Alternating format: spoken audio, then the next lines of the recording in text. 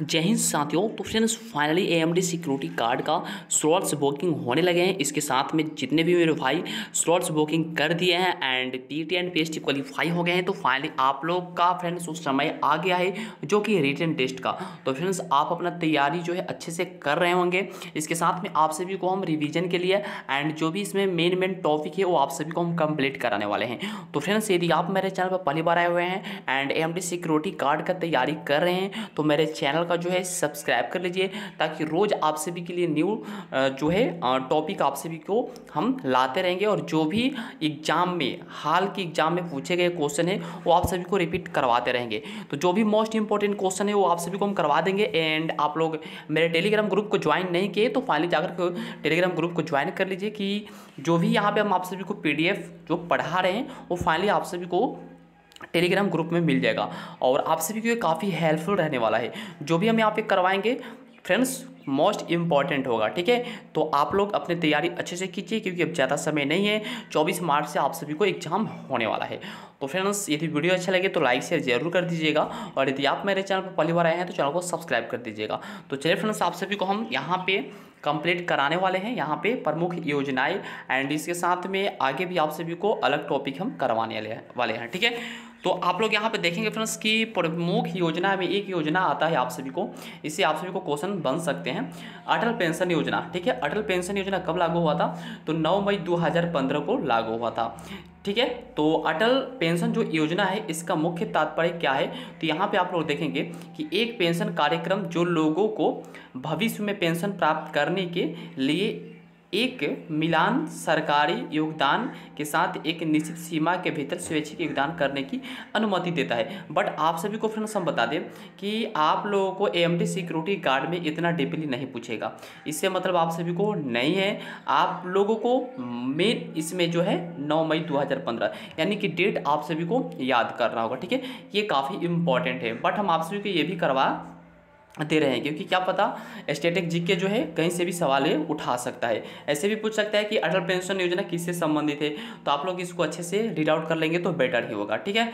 Next आप सभी को है कि सभी के लिए सस्ती LED और उपकरणों द्वारा उन्नत जीवन यानी कि उज्ज्वला योजना कब लागू हुआ था? तो 1 मई 2015 को, जो कि ऊर्जा की बचत कॉम्पैक्ट फ्लोरेसेंट लैंप की लागत को कम करता है, ठीक है। अगला टॉपिक है फ्रेंड्स यहाँ पे दीनदयाल उपाध्याय ग्रामीण कौशल्य योजना कब लागू हुआ था? तो 25 सितंबर 2014 को लागू हुआ था। यह कौशल प्रशिक्षण कार्यक्रमों के माध्यम से लाभकारी रोजगार में ग्रामीण युवाओं विशेष रूप से BPL और SC/ST वर्ग के लोगों को शामिल करने के लिए भारत सरकार की एक परियोजना है, ठीक है। नीचे की तरफ आप लोग आएंगे तो यहाँ पे फ्रेंड्स आप सभी को देखने को मिल जाएगा डिजिटल इंडिया कब लागू हुआ था? तो 1 जुलाई 2015 को। तो आप लोग यहाँ पे पढ़ सकते हैं कि इसका उद्देश्य यह सुनिश्चित करना है कि सरकारी योजना के तहत नागरिकों को इलेक्ट्रॉनिक का से उपलब्ध और नवीनतम सूचना और प्रौद्योगिकी का लाभ मिले, ठीक है। प्रधानमंत्री ज्योति जीवन बीमा योजना 9 मई 2015 को लागू हुआ था। 1 रुपये के प्रीमियम के साथ आप सभी को 3 लाख रुपया जो है मिलेगा, ठीक है। प्रधानमंत्री जनधन योजना कब लागू हुआ था? ये काफ़ी इंपॉर्टेंट है। तो 28 अगस्त 2014 को, जो कि आप सभी को पता होगा कि इसके तहत आप सभी को आपके फैमिली में प्रत्येक व्यक्ति को जीरो बैलेंस का जो खाता है वो खोला गया था, ठीक है। उसके बाद यहाँ पे heritage city development and organisation योजना 2015, ठीक है, 2015 में इसको लागू किया गया था, ठीक है। तो फाइनली आप लोग देख सकते हैं सुकन्या समृद्धि योजना, बालिका समृद्धि योजना, ये काफ़ी इंपॉर्टेंट है। तो 22 जून 2015 को इसका लागू हुआ था, ठीक है। उसके बाद यहाँ पे आप लोग देखेंगे स्मार्ट सिटीज मिशन, ये 2015 में लागू हुआ था। अमृत योजना कब लागू हुआ? तो 25 जून 2015 को। प्रधानमंत्री आवास योजना तो 25 जून 2015 को, जरूरतमंदों के लिए आवास उपलब्ध करवाना, ठीक है, इसके इम्पॉर्टेंट है, ठीक है, आप लोग देख लेंगे।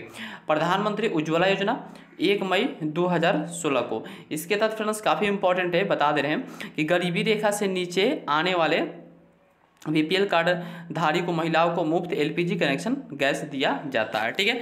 तो नेक्स्ट चलते हैं हम। नेक्स्ट रहा फ्रेंड्स कि आयुष्मान भारत योजना कब लागू हुआ, तो 23 सितंबर 2018 को। इसके तहत राष्ट्रीय योजना जिसका उद्देश्य प्राथमिक, माध्यमिक और तृतीयक स्वास्थ्य देखभाल प्रणालियों में आवश्यक हस्तक्षेप करना है। ठीक है। स्वामित्व योजना ये 24 अप्रैल 2020 को लागू हुआ, जो कि स्वामित्व योजना ड्रोन की मदद से गाँव में संपत्तियों को मैपिंग में मदद करेगी। इससे संपत्ति पर विवादों को कम करने में मदद मिलेगी। इस पोर्टल से ग्रामीणों को बैंक ऋण लेने में आसानी होगी। ठीक है, तो फाइनली आप लोग देख सकते हैं। इसके बाद हम यहाँ पे चलते हैं कि नदियों के किनारे स्थित शहर, ये काफ़ी इंपॉर्टेंट हो जाता है फ्रेंड्स, यहाँ से आप सभी को क्वेश्चन बन सकते हैं। ठीक है, तो फाइनली आप लोग देखेंगे अहमदाबाद किस नदी के किनारे बसा हुआ है, तो साबरमती। ठीक है, आप सभी को तो पता होगा कि गुजरात में अहमदाबाद है और साबरमती किनारे जो है स्थित है अहमदाबाद। ठीक है, हैदराबाद किस नदी के किनारे बसा हुआ है, तो मूसी नदी के किनारे। ठीक है, उसके बाद यहाँ पे कोटा जो है किस नदी के किनारे बसा हुआ है, तो चंबल नदी के किनारे। उसके बाद यहाँ पे आप लोग देखेंगे सूरत किस नदी के किनारे बसा हुआ है, तो ताप्ती नदी के किनारे। ठीक है, तो आप लोग यहाँ पे फाइनली देख सकते हैं। कोलकाता किस नदी के किनारे बसा हुआ है, तो हुगली नदी के किनारे। हरिद्वार किस नदी के किनारे बसा हुआ है फ्रेंड्स, तो गंगा नदी के किनारे। जबलपुर किस नदी के किनारे बसा हुआ है, तो नर्मदा नदी के किनारे। ओके, तो फाइनली आप लोग देख सकते हैं। और जबलपुर किस नदी के किनारे बसा हुआ है, तो नर्मदा। उसके बाद यहाँ पे देखेंगे आगरा किस नदी के किनारे बसा हुआ है, तो यमुना नदी के किनारे। इलाहाबाद किस नदी के किनारे बसे हुए हैं, तो ये तीनों नदी जो है इनके संगम तट पर है, गंगा, यमुना और सरस्वती। ठीक है, अयोध्या किस नदी के किनारे बसा हुआ है, तो सरयू और घंगरा। ठीक है, बद्रीनाथ किस नदी के किनारे बसे हुए, तो अलकनंदा। ग्वालियर किस नदी के किनारे है, तो चंबल नदी। दिल्ली किस नदी के किनारे है, तो यमुना नदी। ठीक है, तो फाइनली आप लोग यहाँ पे देख सकते हैं, काफ़ी इंपॉर्टेंट क्वेश्चन है। विजयवाड़ा किस नदी किनारे है, तो कृष्णा। धौलपुर किस नदी किनारे है, तो चंबल। दुर्गापुर किस नदी किनारे बसा हुआ है, जो कि कोलकाता में पड़ता है, ये दामोदर नदी के किनारे बसा हुआ है। झांसी किस नदी के किनारे बसा हुआ है फ्रेंड्स, तो ये बेतवा। उज्जैन किस नदी के किनारे बसा हुआ है, तो छिपरा। जमशेदपुर किस नदी के किनारे है, तो स्वर्ण रेखा। ठीक है, उसके बाद यहाँ पे देखेंगे कि नासिक किस नदी के किनारे हुआ है, तो गोदावरी नदी के किनारे बसा हुआ है। हाजीपुर किस नदी के किनारे है, तो गंगा। औरंगाबाद किस नदी के किनारे बसा हुआ है, तो कोयना नदी के किनारे बसा हुआ है। ठीक है, श्रीरंगपट्टनम किस नदी के किनारे बसा हुआ है, तो कावेरी। श्रीनगर किस नदी के किनारे बसा हुआ है, तो झेलम नदी के किनारे बसा हुआ है। ठीक है, तिरुचिरापल्ली किस नदी के किनारे बसा हुआ है, तो कावेरी। लखनऊ किस नदी के किनारे है, तो गोमती। और राउरकेला जो है किस नदी के किनारे बसा हुआ है, तो ब्राह्मणी नदी के किनारे। ठीक है, उसके बाद इधर की तरफ आएंगे फ्रेंड्स, तो यहाँ पे है जौनपुर किस नदी के किनारे बसा हुआ है, गोमती नदी के किनारे।